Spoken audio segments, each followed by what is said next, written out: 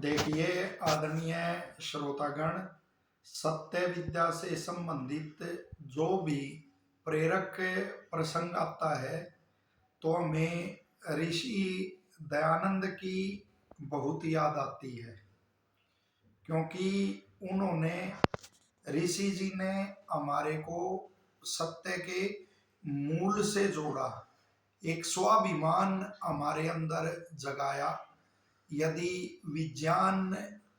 का कोई छात्र यथार्थ में ही पढ़ते हैं विज्ञान को, तो वो कोई सत्य सिद्धांत पढ़ता है, तो जब तक उसे ये नहीं पता होता कि यह सभी सत्य विद्या वेद से निकली है या इसका आदि मूल परमेश्वर है, तब तक न तो उसके अंदर स्वाभिमान देश के और जाति के प्रति जाग सकता है, और न ही ईश्वर को जाने बिना जो सत्य विद्या का मूल उद्देश्य है वही पूरा हो सकता है। तो ऋषि का यही हमारे ऊपर उपकार है, जो यह यथार्थ ज्ञान उन्होंने हमें दिया। अभी एक प्रसंग सामने आ रहा था कि ऋषि ने उनका एक एक शब्द, एक एक वाक्य उनके ऋषित्व का द्योतक है। वो एक जगह लिखते हैं कि सत्यार्थ प्रकाश में कि संसार के जो विविध रचनादि नियम हैं ये भी ईश्वर की प्रतीति कराते हैं। वैदिक संध्या में भी हम बोलते हैं देवम वहंती केतु है, कि ये संसार के विशेष रचनादि नियम उस ईश्वर की प्रतीति ऐसे कराते हैं जैसे झंडे किसी स्थान की और उसकी कोई आयोजन आदि की प्रतीति कराते हैं। तो इसी कड़ी में आप लीजिए कि कैसे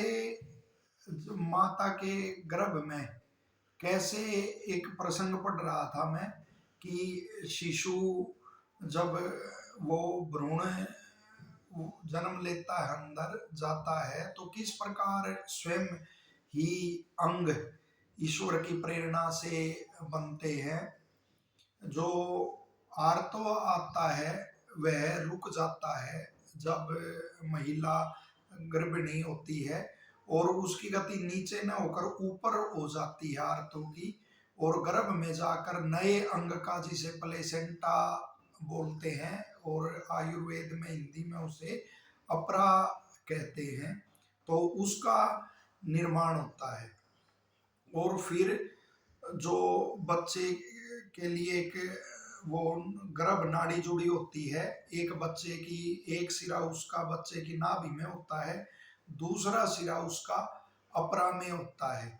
और अपरा के द्वारा ही, और अपरा जो है वो माता के हृदय से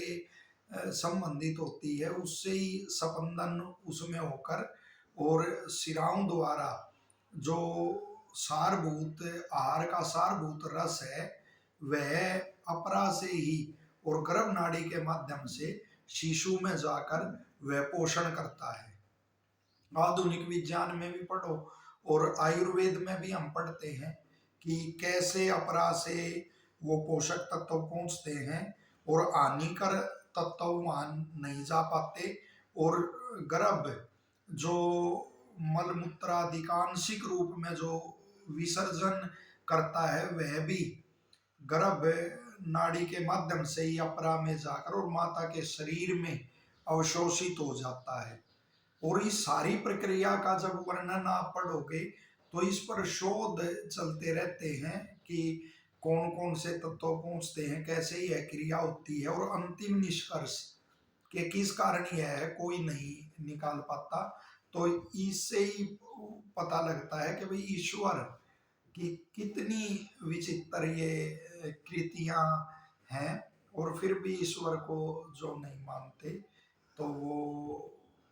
जीवन का जो वास्तविक उद्देश्य है, मनुष्यत्व का जो वास्तविक उद्देश्य है, वो उसे नहीं प्राप्त कर पाते। वेद में भी आप देखेंगे कि हर मंत्र के मूल में वो भौतिक विद्या को प्रदान करने वाला मंत्र है, फिर भी उसके मूल में वो ईश्वर का जरूर एक संदेश है कि जो भी सत्य विद्या पढ़ते हो आप, उसके मूल में ईश्वर को आप जानिए, जिससे त्याग पूर्वक भोग कर सकें और किसी भी सामग्री पदार्थ का कोई अपनी क्रिया का किसी गलत उद्देश्य से प्रयोग ना हो, तभी मानव जीवन सफल हो सकता है। इसी तरह से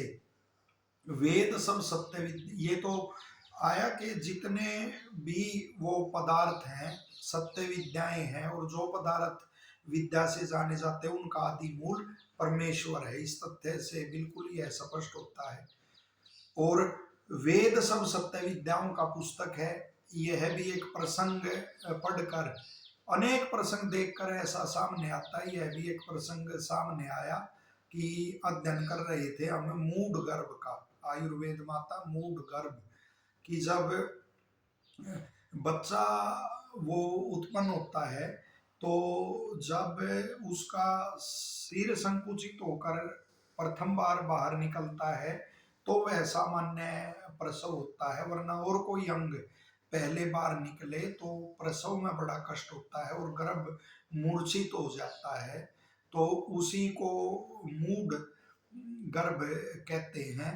तो उसका एक प्रकार यह भी है कि बच्चा, ऐसा बच्चा जब जन्म लेता है, मूढ़ गर्भ जब जन्म लेता है तो उसकी श्वास नहीं चलती, केवल हृदय ही उसका स्पंदन करता है।